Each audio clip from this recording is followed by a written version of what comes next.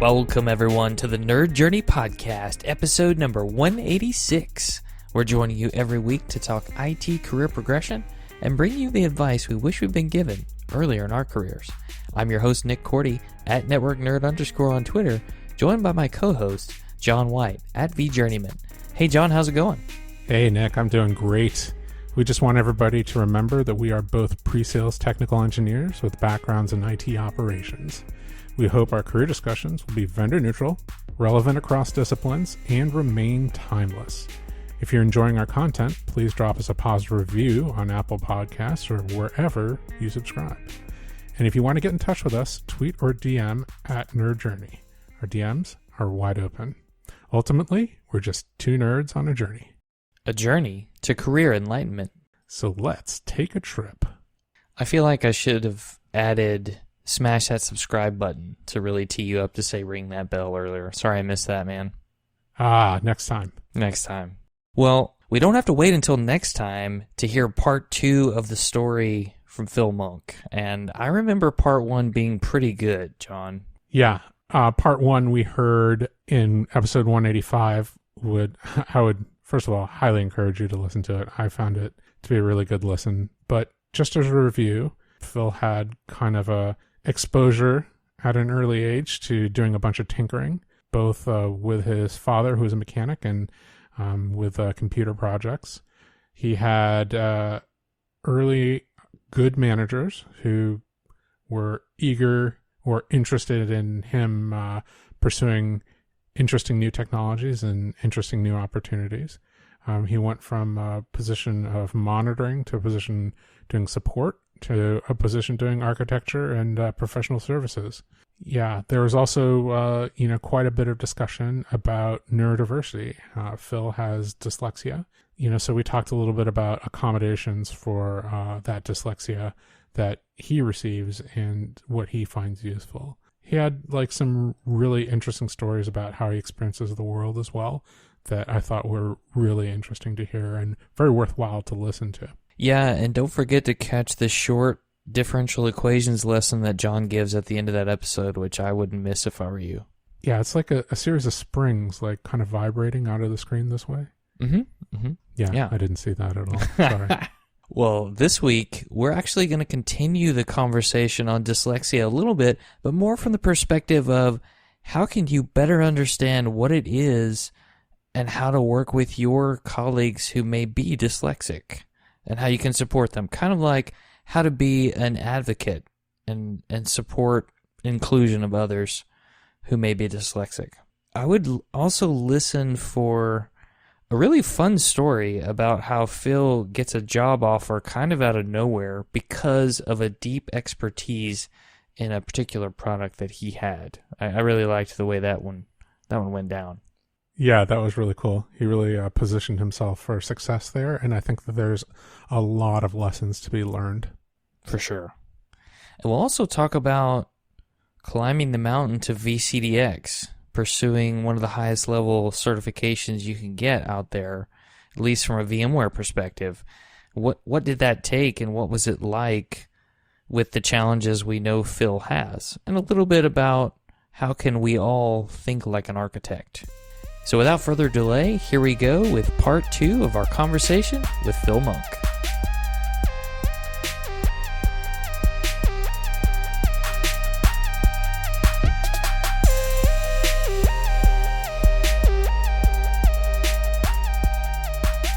I was actually going to ask Phil, are there some resources that you might advise others out there could look for if they wanted to better understand dyslexia?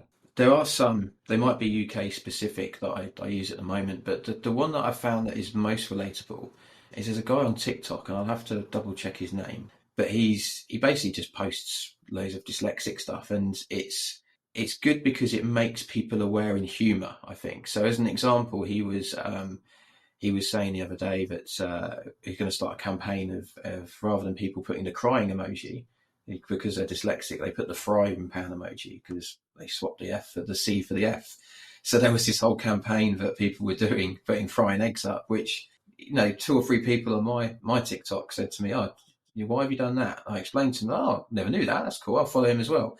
So, and then they've naturally learned, and he talks about situations for reading like I have, and, memory and ways that he's dealt with certain things, color recognition, etc. And he just does it in a great way. I think it's really good. I wish I'd thought of it first, but I'd recommend definitely him. As for like formal education stuff, I think it's quite difficult. I mean, there's lots of, if you go on YouTube, there's lots of videos that explain stuff. But what I've found through talking to people is not every single person is the same in the way that they have, in the way that it comes through. I mean, for me, like I said, the coordination thing with typing, that seems to be quite common with the reset. I've seen that on a lot of people. Writing and spelling and grammar, definitely. But there are other things that can contribute to that as well, not just dyslexia. Things like color recognition. I do all of my slide decks in a dark theme because I can see it, whereas the white ones, like I went to VMworld for years, and they put up at VMworlds all of the presentations would be on the light white deck with colors that I couldn't see, and I would know nothing that was going on the screens, no matter where I was sitting in the room or the stadiums or wherever we were presenting. And I'd start asking at the end of the presentations, "Oh, can I have that in a dark format?" And people go, "What? Why?" And because I can't see what you've presented because the colors don't look right for me. So because I've got color recognition challenges through my being dyslexic. So VMware have now actually started publishing all of their stuff in both dark and white formats, not just because of me, but because of the community that's been built in the pod in VMware around neurodiversity, trying to drive that. Yeah, just things like that are unique for different people. So what I would say is talk to someone. If you think you've got, someone that could be dyslexic or is dyslexic, just ask them for their own experiences. Videos on YouTube, the TikToker I mentioned too, I'll have to remind myself of the name and we can put it in a blurb or something. But yeah, I'd say that's the best way of understanding. Thank you very much. And there are some good books, if you like to read, there's the Dyslexic Advantage that's out there about the different types of strengths people have. One of them is mechanical. One of the strengths of dyslexia that these doctors, I believe it is, have found, they present it as a positive thing, right? Superpowers in certain areas. And for you, it sounds like you have the mechanical one where you can really see how things work together and almost in your mind before you even break them apart and put them back together again. It talks about architects and engineers and all kinds of different things. There are others, right? One of them is narrative strength, so they remember stories really well. And there are a couple others, but that's a good one. And then, oh man, I can't remember the name of the Sally Shaywitz book right now. Overcoming Dyslexia, maybe? We'll put it in the show notes. But that's another good one, both on Audible, which is how I like to consume things. I was about to say it's ironic that they would write a book about dyslexia, but there you go. How does if you don't mind me asking you a question, how does your daughter sort of find that it appears in her? Is it spelling or is it memory or? It's definitely spelling. I don't think it's memory as much. If she hears it, if you tell her, she'll remember it pretty well. Okay. Maybe even just something you told her one time. So wow. The remembering of experiences and things, like she's so good about, oh yeah, you said that this one time, 3 years ago. Really? I did? Okay, cool. Thanks. Excellent. Yeah, that's definitely a skill to have. It's so fascinating, this idea that, you can be have problems in one area and that might also manifest as advantages in another. And the idea of understanding mechanical things and, as being an advantage. I've always been interested in that because it's almost like a mental model thing, right? Because you can definitely take an advantage that you think of as, oh, hey, I'm good with mechanical things. And you can learn other things that are not mechanical as long as you cast those topics almost onto that mechanical map. And I say that because there's been situations where I've seen other people do it and I didn't understand it, but to them it made absolute sense.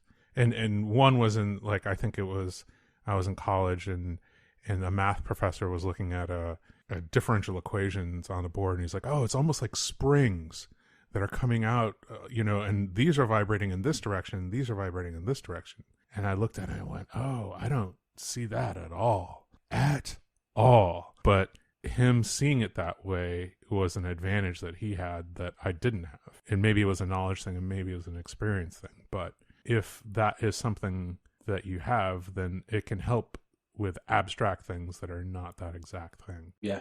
That is a famous John White, not a question, just an observation. That's all part of the show, part of the shtick, right? Well, on that sort of same sort of trend, I mentioned earlier that the way that I dealt with some of my short-term memory challenges was recording originally. Well, the sort of second way that I learned to deal with it, and this was, from talking to a friend of mine who I'd met from another friend who had dyslexia as well, and he was saying he created like a mind palace type mechanism. And I sort of thought, well, what does that mean? And then he explained to me how he did it. And then it took me probably about 2 years until I was in my mid-20s to be able to sort of relate it to myself. So I use now, if there's something that someone's saying to me and I know I'm going to forget it because it's a short-term thing, I picture in my head my family home that I grew up in. So I know it like the back of my hand. And I'll picture or relate something I've got to remember to a significant event in my childhood in that house, whether it be me. I remember when I was younger dropping a plate of beans on the floor and my mum getting angry at me. So I'll relate maybe a thought that I've got to remember to that. And then when I've got to try and recall it, I'll remember that event, and then it triggers me to remember the actual thing that I had to remember. It works well. I'm not saying it's perfect, but it does.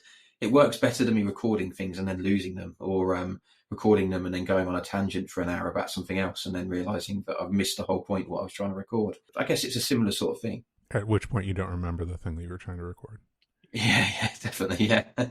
I think, Nick, this triggers a memory for me of a book that we've discussed in the past, which was Moonwalking with Einstein. That's where I was going to. Yeah. So this was, Phil, I don't know if you've ever stumbled across this one. Also on Audible, Phil. Yeah, also on Audible.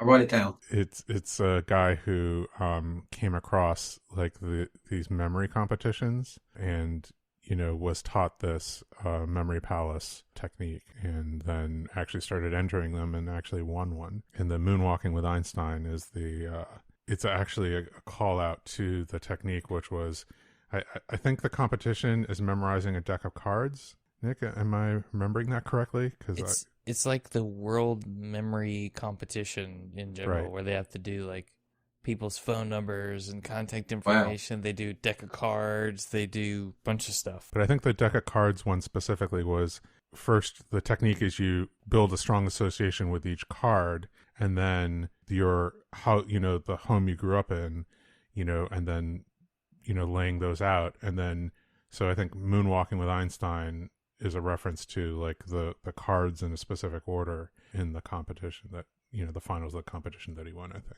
I'll definitely look that up. Yeah, that sounds exactly like the technique that my friend shared with me. So yeah, definitely. Yeah, memory palace is very common, but I didn't realize that it was people used it as a coping mechanism for dyslexia. That is really fascinating. I was actually wondering if you had ever come across this technique called, or maybe it's a class of solution called personal knowledge management, where you kind of build concrete thoughts or knowledge and then create links between. It's kind of like information graph theory, where the links are just as important as the nodes. So you have like a knowledge node and then links out like, oh, this reminds me of this reminds me of this, and it also reminds me of this other thing. So you have outgoing links and then you might have incoming links. But it's very, now that I say it out loud, it's very like written based. So okay, there's a couple pieces of software out there like Notion and Obsidian are the two ones that are very, very famous. But even like there's like org mode and Emacs for people, for the real Emacs heads out there. It can be used that way. But it sounds like that's a no, but I would be curious like how appropriate that is, because one, at least in the modern tools, one of the things that happens is that they have a visual representation of the thought, and then, like the node, the thought node, you put like a title to it, and then you can actually see like kind of the radial connections to other, knowledge nodes that you've put into the tool. And so maybe it helps to relate it out to, different pieces of information, and it's gives like a visual representation and like a spatial representation as well. So depending on how your brain works, it might be better. Yeah, I use MindNode, which is like a mind mapping tool. It sounds similar, not exactly the same as what you're saying, but yeah, I use that for sometimes when there's so much going on in my brain and it's difficult to articulate. I'll just whack it in that. It comes out in fancy colours, and yeah, it just helps relate stuff. It sounds similar, but not exactly the same. Yeah, it's very similar to mind mapping. Very, very similar. Like very, very closely related. So, okay. Then it sounds more like a yes.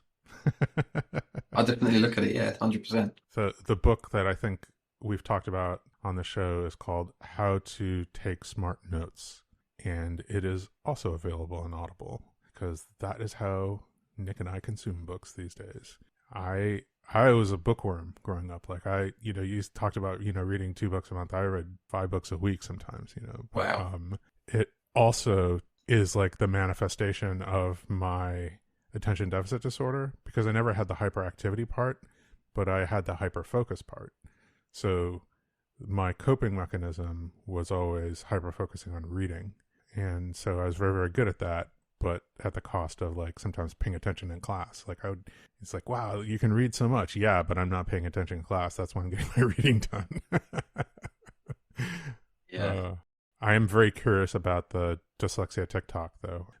It's interesting because, I'm a Gen Xer, and I'm starting to feel like a fuddy-duddy, and like, these kids and their their new things. Because you are. Oh, okay. Yeah, that's true. I mean, I'm almost old. I'm 49, I think. But, I think one of the like amazingly positive things that is coming out of TikTok is people talking about their otherness, right? And expressing it and educating people about it. It can work negatively too, right? You can have like, easily expressed misinformation, but educating people about things like dyslexia and how people have this different view of the world, this different lens that they see and experience the world through, I think is like pretty important at breaking down barriers. And it's pretty amazing that way. Yeah, I'd agree. Definitely. I also came across another resource, which was like this website, Mind Tools. And I think I originally looked it up because I was, hey, how do you manage a person with ADHD? So I could kind of express that to my managers. And I checked, and that site also has a how to manage a person with dyslexia article, which I have not read. So I can't say that it's a great one. But the managing a person with ADHD one was pretty good. And it helped express things not just for someone who's managing you, but also for colleagues. So I'll call that out as a potential resource. Oh, that's cool. That sounds awesome. I'll definitely have a look at that. Definitely.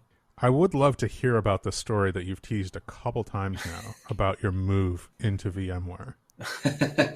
Yeah, so I probably overhyped it now, haven't I? Everyone's going to be massively disappointed. But yeah, so I was working at Exor at the time. I think I mentioned them. So with the channel services, and I rocked up to a big betting company in London to do vCloud Director. If anyone remembers that, it's probably the best product VMware I've ever had, but unfortunately not the most consumed because they seem to limit its consumption. But I was delivering that quite early on, and basically VMware Professional Services at the time, this is in 2012, didn't have anyone that could deliver vCloud Director for them.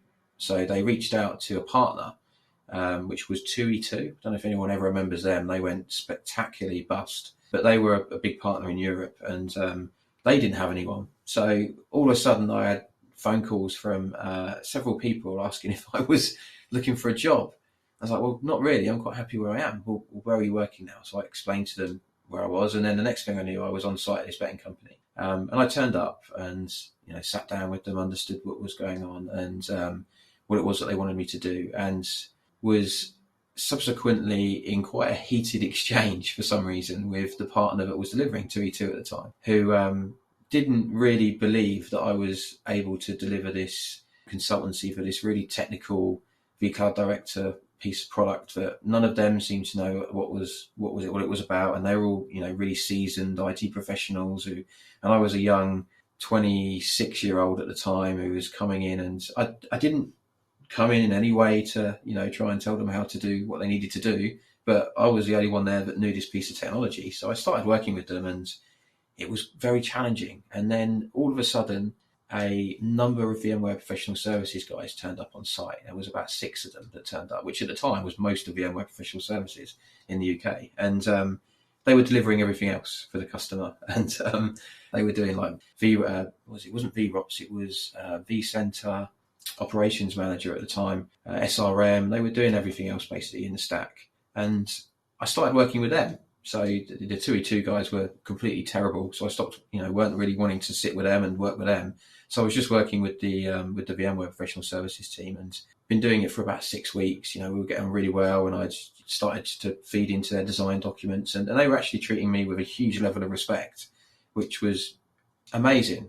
These were people, it was a company that I'd always wanted to work for and aspired to work for. And these were people that were in that company, and I was, in awe of them for a while, that they, worked for VMware, they were in professional services, and, they were going to pay coffee with their VMware branded credit cards, just little things like that when you're an impressionable mid-20s person. And one day sat down with one of them and went, we've got a job in professional services.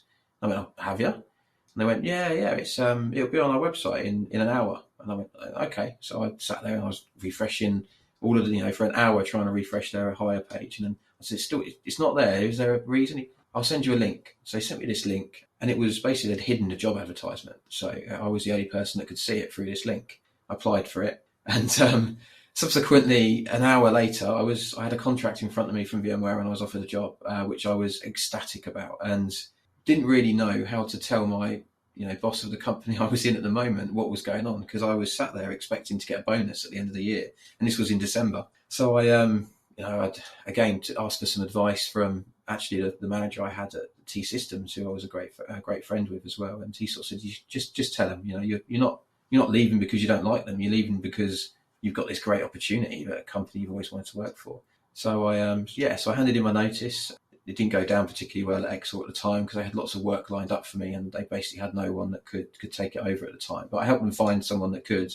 Did some interviews with them. I had a 12-week notice period, so I didn't start at VMware for a little while. Helped them fill that role, and left on good terms with them. Yeah, and rocked up at VMware, and subsequently did a year and a half of vCloud Director until I branched out into other technologies in there. So yeah, it maybe wasn't as funny as I'd hyped it up to be, but it was quite funny being in the situation at the time. That's a great story. I guess you never know what situation could be a formal job interview without you realizing it. Yeah, that's the great lesson to take from it. Right? I'd worked alongside the guys for like 5 or 6 weeks, and obviously built a great relationship with them. Several of them are still in VMware that were in that team, and the professional services team was small at that time. It was, when I joined, I was like the 7th or 8th person in the team, and when I left in 2018 to move to customer success in VMware, there were nearly 120 people in the team.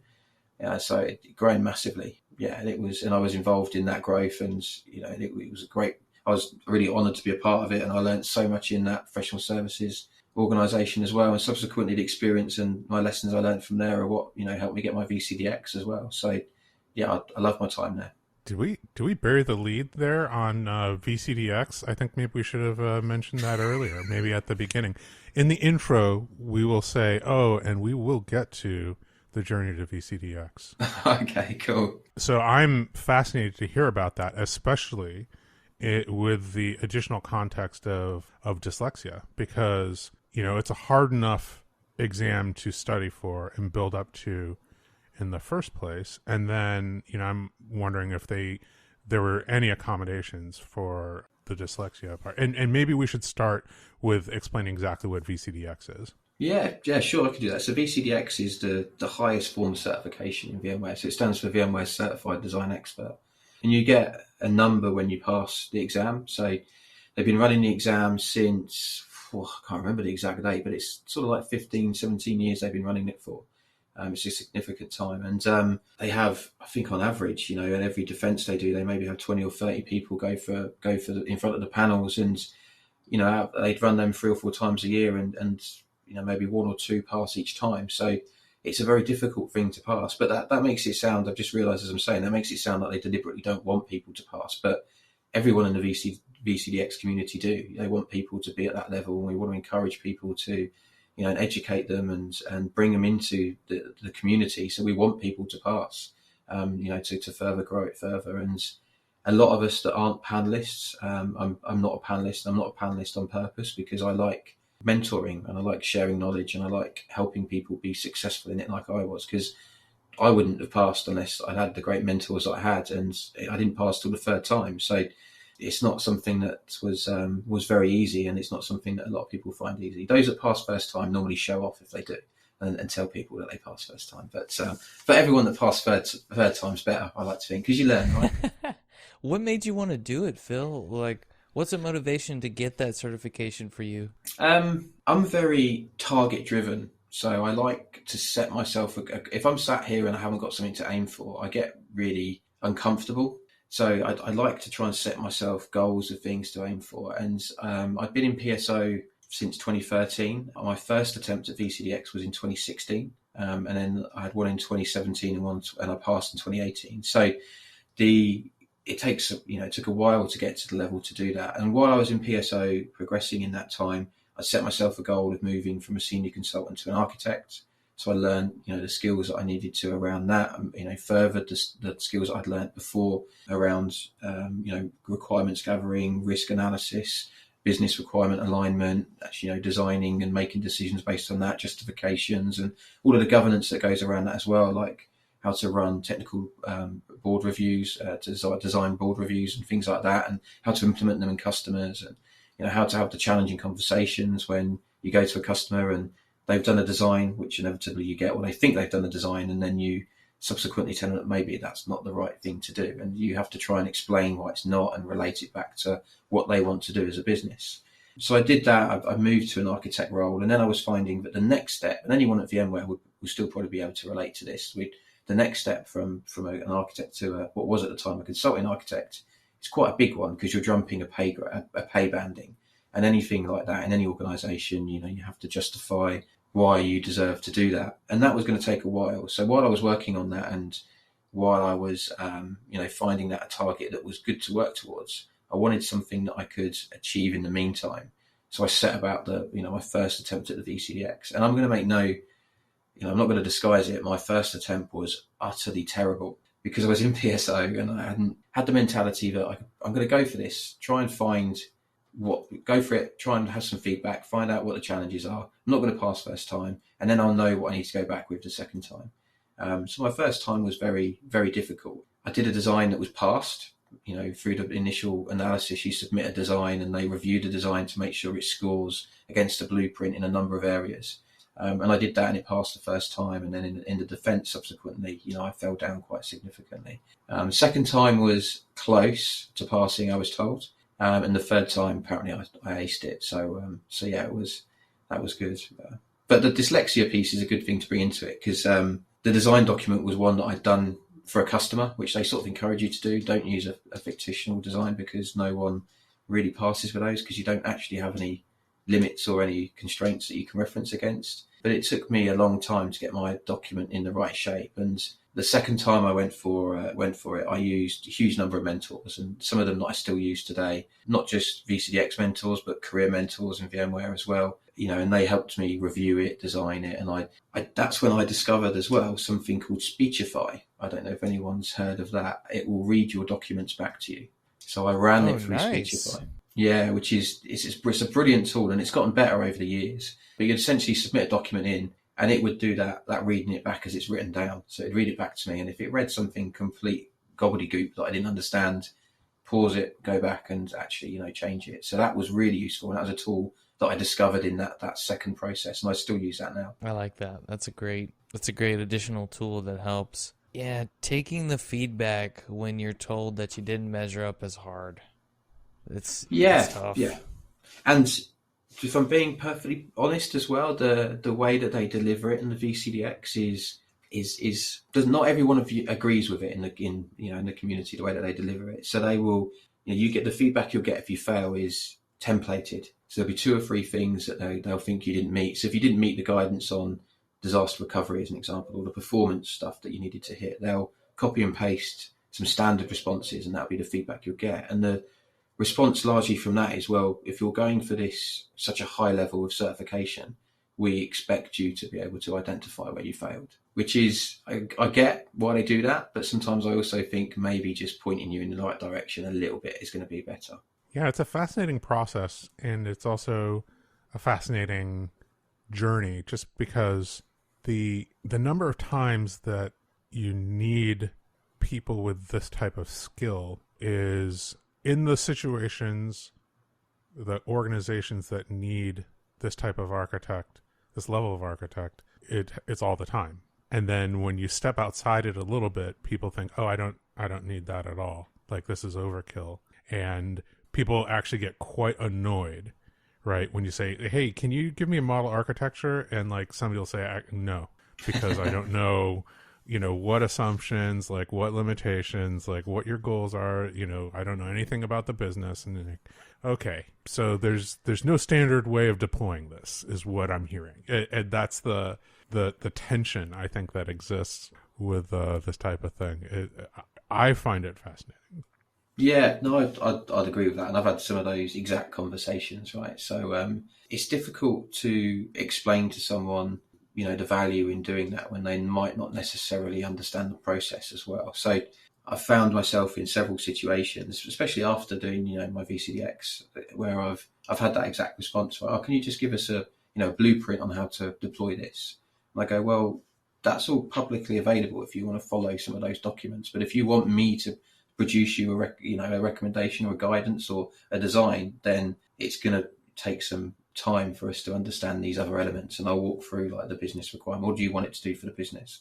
What do you want it to do for performance? Do you understand the risks in what you're choosing? And do you understand how we're going to mitigate them? What assumptions are you making when you're deploying it? And sometimes people get it, sometimes people don't. But the conversation's real, and that happens a lot. It's always the analogy is like, can you give me like just like a standard blueprint that I would use to build like a 50-story skyscraper? It's like, you mean without taking into account like the material that it's being built on? Like, is it landfill or is it granite? Or like, is it a windy place, or how hot does it get? Like, is it in the middle of the desert, so you need different clouds? You want me to disregard all of that and just give you a standard blueprint? Okay, that makes no sense. It just depends on how small of a building block one is talking about. It makes sense to say like, what would be like a standard like bathroom layout be? Yeah, you can you can maybe kind of get that without, and you say, well, there's a couple different ways that wastewater exits, and there's a couple different ways that clean water comes in, and there's a couple different ways that electrical can be laid. But if I make these assumptions, then it would look this way. Fine. It's a great analogy. I've not heard that before. Yeah. But the skyscraper, no. I can give you a standard blueprint for the hallways, though. Well, one thing I was thinking about, Phil, a lot of folks are IT generalists today, sort of a Jack or Jill of all trades. Do you have some tips for those folks on how they might better be able to think more like an architect, or learn to think more like an architect? That's an interesting thing. Something that I do with some of the mentors or mentees, that I'm currently working with.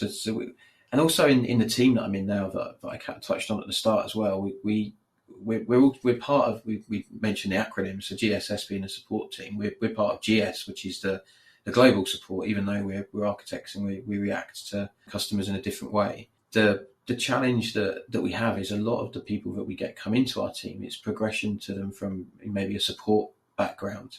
And I tend to be responsible for trying to help guide them and enable them into an architect's way of thinking. And the way I've sort of approached that, I've got a few of approaches, and this will probably apply to people that are thinking about how they would transition themselves into that as well. And there's a number of people in our PSO team that I've helped transition from that as well, into that, from that senior consultant role into an architect type role. And largely it's about, or I talk to people about, don't assume anything. And that seems to be what a lot of people struggle with when they're coming from support backgrounds, or they're coming from a senior consultant background. They make a lot of natural assumptions, and that drives them sometimes to just want to go in and fix something, or go in and build something without actually understanding what they've unintentionally assumed and unintentionally thought the customer wants. I'm guessing you mean undocumented assumptions. Yes, completely. And that's normally a struggle for a lot of people, is the documenting side of it, or at least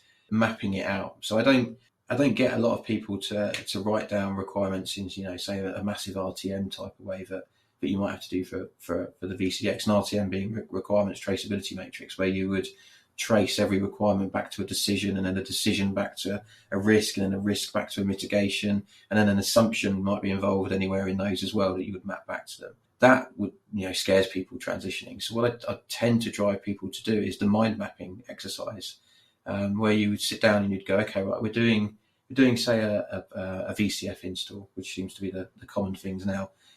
And this confuses people as well. That's a whole other subject, because VCF being an engineered solution, that makes a lot of the decisions for you. But what I tend to get people to do is okay, right, we're implementing VCF. What do you need to know? Okay, well, I need an IP address. Okay, right, map that out. What else do you need to know? I need DNS. Okay, map that out. Map all these things out. What else do you need to know? And this is where they get stuck. So they thought about all the technical pieces, DNS, IP addresses, passwords, service accounts, but they naturally go to as a technologist. And then you sort of go, okay, what else do you need to know? I don't know. Well, you need to know what availability they want. Well, we're just going to enable HA and set it. No. You're making an assumption there. Don't assume. Ask them what availability they want. Okay, well, they want 5 nines. Okay, so what's the impact of that availability? I'm not sure. Well, the impact is that you need this number of hosts, and you need this.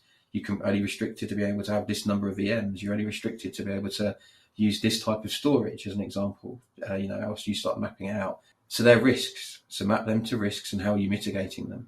Okay, and then it sort of starts to fall in place, and a lot of people then start to realise that it's not just the technology pieces that you might hammer in on a keyboard. It's the questions around, what do you actually want the solution to do? You're putting an application on it. If it fails and it doesn't come up in 2 days, who's going to scream at you?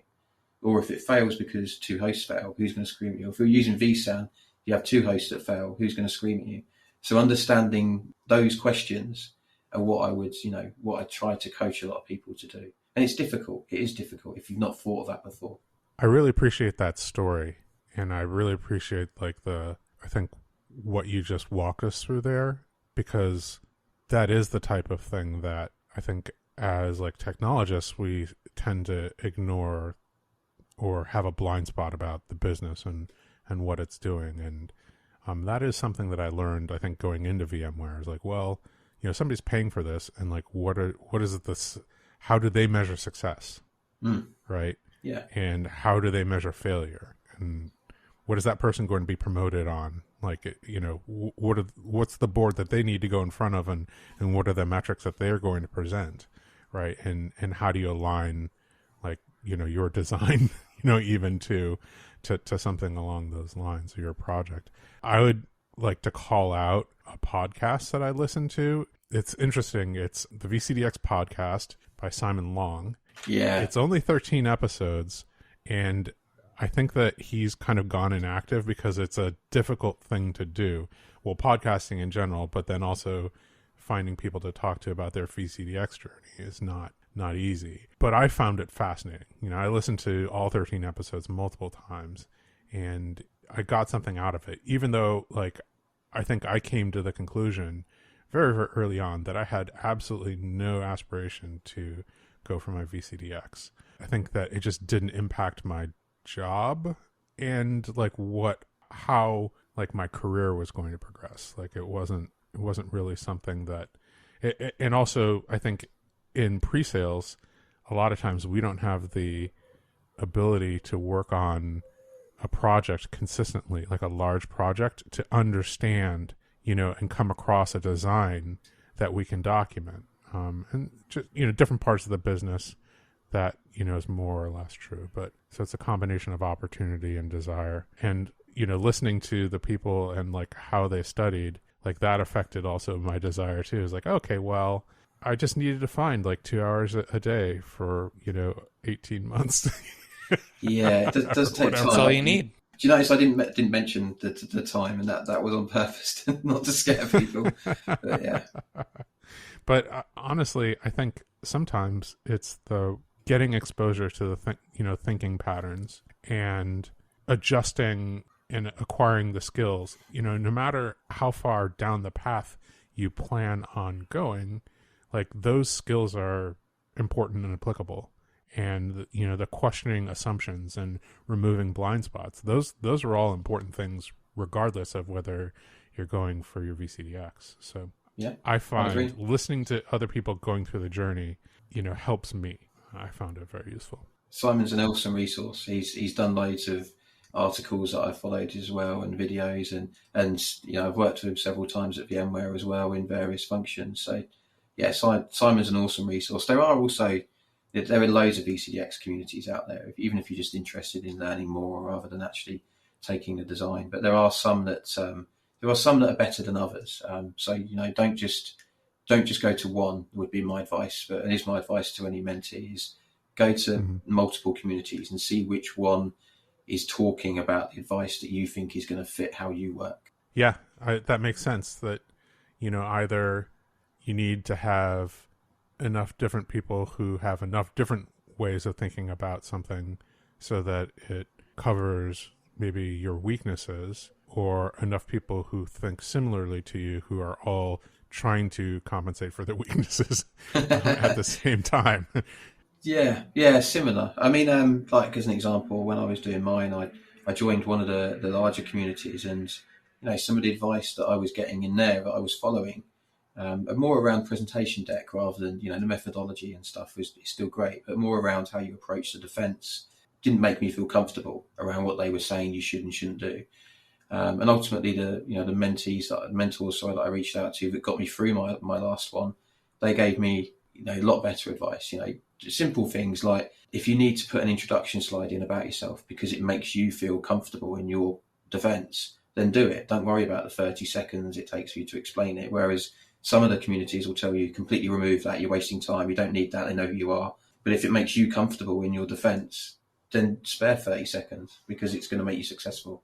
That's a kind of like customized advice versus, blueprints. So it's ironic that you'd be going through this process and then somebody would try to give like a blueprint on how to do something without understanding the completely understanding the inputs, the business requirements of the person. Yeah, 100%. Yeah.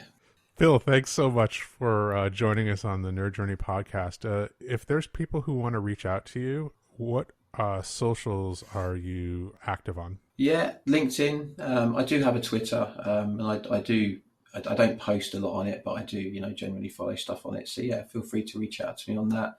I also have a YouTube channel where I post up videos for various things. So reach out to me on that as well. That'd be brilliant. And smash that subscribe button, of course. Yeah, I say that in every video, and it always feels uncomfortable when you're going subscribe, because it makes me make more videos, and then I get no time to create more videos. So yeah, it always feels strange. Awesome. Phil, thanks again for your time. Yeah, thanks very much. It's been a blast. I've loved it.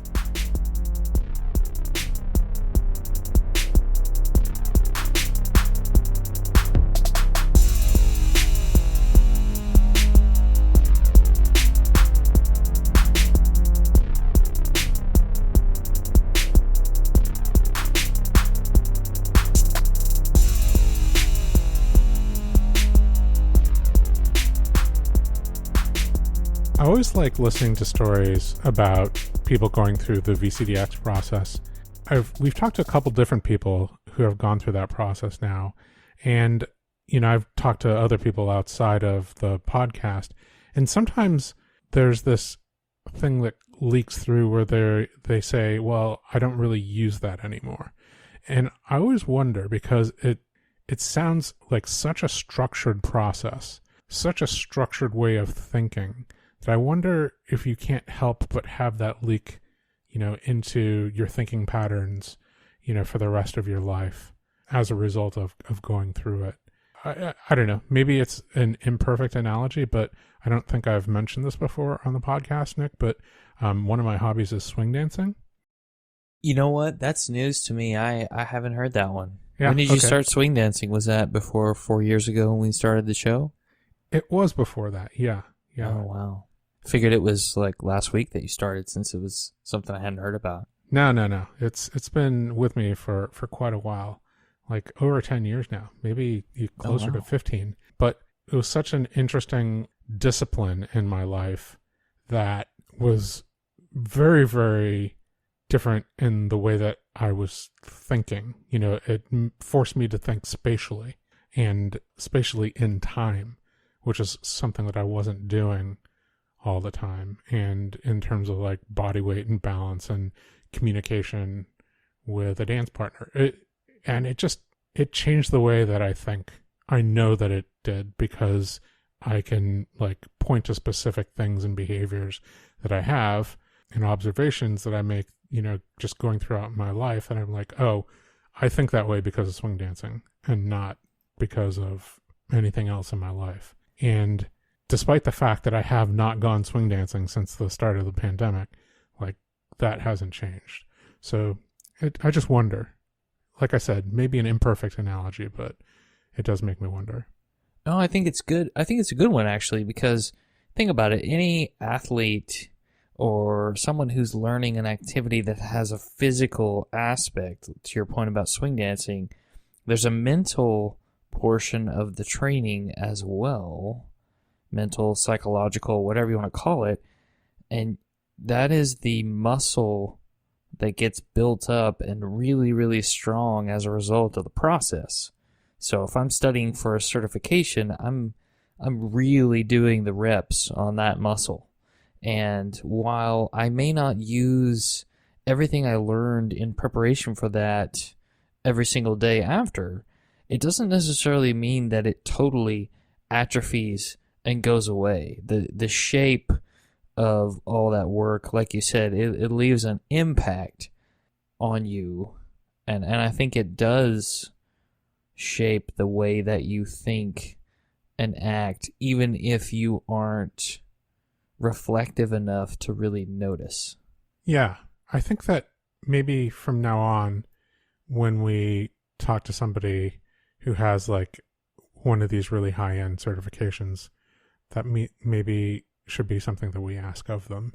You know, does it continue to shape your thinking even when you're not using the certification? Yeah, and I liked the point you brought up in the episode about even if you're not someone who is going to pursue this, doing some of the training and adopting some of the mindsets and techniques and thinking can help you fill a lot of blind spots, especially what Phil was talking about with making assumptions that we don't realize we're making. I loved that. Yeah, it's, I think, a really good point that I made. I agree.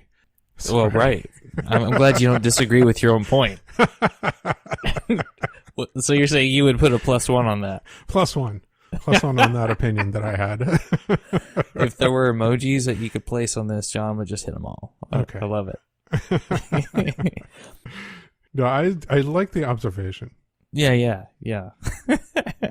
Speaking of assumptions, I didn't know about the issue seeing certain colors that people with dyslexia have. That was a new one for me, and I'm wondering if my daughter has this too. I'll have to ask her. But the light theme PowerPoints and needing something in dark mode. Yes. I have to say that it's one of those deals in my mind where you have this lack of knowledge, right? Maybe you don't know you have the lack of knowledge. It's more like a lack of awareness. But once you come to have the knowledge, it can help you be more understanding of differences in other people and therefore go the extra mile and advocate for them. Yeah, totally agree. It was something that I think had leaked into my consciousness when I sat in on some user interface design discussions, or maybe some presentations on them, where people were talking about or mentioning like, oh, we were doing this thing, but then we got a lot of feedback from people who had specific types of colorblindness that, you know, this really didn't make any sense. And it could affect people, especially who weren't diagnosed with having that type of colorblindness, you know, with their experience of the user interface. And so we had to get away from doing this. It had made its way into my consciousness. And I also, you know, now that I think about it, I started to see a lot more dark mode, like presentation templates. And I wonder if that wasn't, because of this exact issue. Well, I feel like dark mode is and the existence of it is the true test of quality interface. Can I put it in dark mode? If not, well, is it really good enough? And it's interesting because my judgment is, does it have a built-in chat function? Because if not, then you should build one. I have to say that I was just waiting for you to take that last point and relate it back to swing dancing somehow, but it didn't happen this time. It's okay. No. Yeah. Right now, you always bring those out of nowhere and surprise me, so it's good. It's good. The googliness is stronger than the swing dancing right now. So I see. The Google fault of like, oh hey, maybe we should just build yet another text chat application into this. Oh man. Well, John, I think that's it for the segment, and as a result, everything we had planned. Anything else pop into your mind?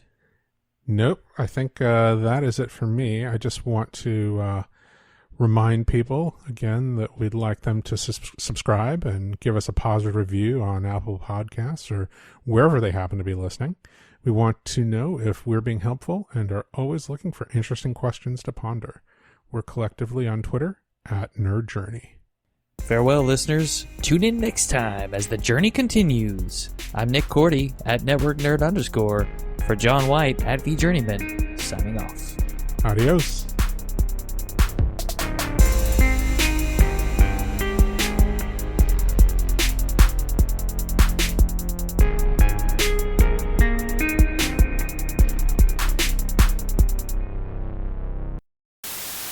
Simon, thank you. I'm sorry, Simon.